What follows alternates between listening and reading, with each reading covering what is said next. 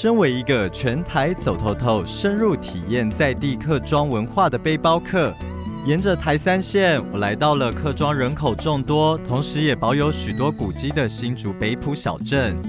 今天我将跟着对当地文史了若指掌的彭瑞麟彭大哥，一同探访北埔的百年古迹风华。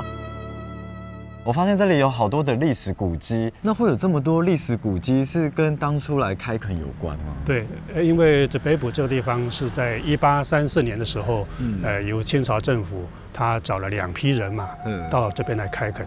那有一批姓江，他刚好是广东惠州的客家人士。那另外一位姓周啊，他刚好是福建泉州的闽南族群。不过实际上到北埔来开垦的，还是以客家族群的这个江秀銮那一批人马居多。所以目前造就的北埔这个地方，变成了这么纯的一个客家庄。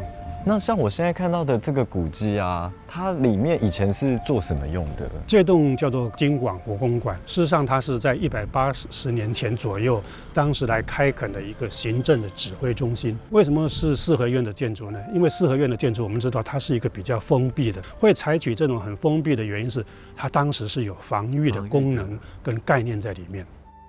而位于金广福公馆左前方的天水堂，则是当地垦户之首江秀銮的故居，同样具有100年历史。沿着古屋周围，我发现许多狭小的巷道，难道这些与防御性建筑也有相关吗？这个地方，它的名称叫做叮咚桥。啊，叮咚桥，对，它是一座桥吗？这里是一座庙宇，它原本是这座庙宇的地下的排水道。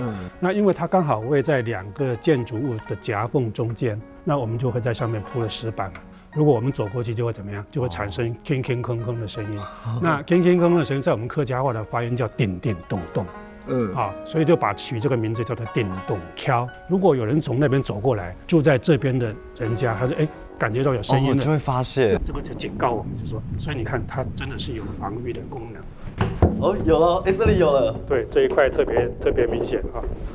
刚刚有一个了。对。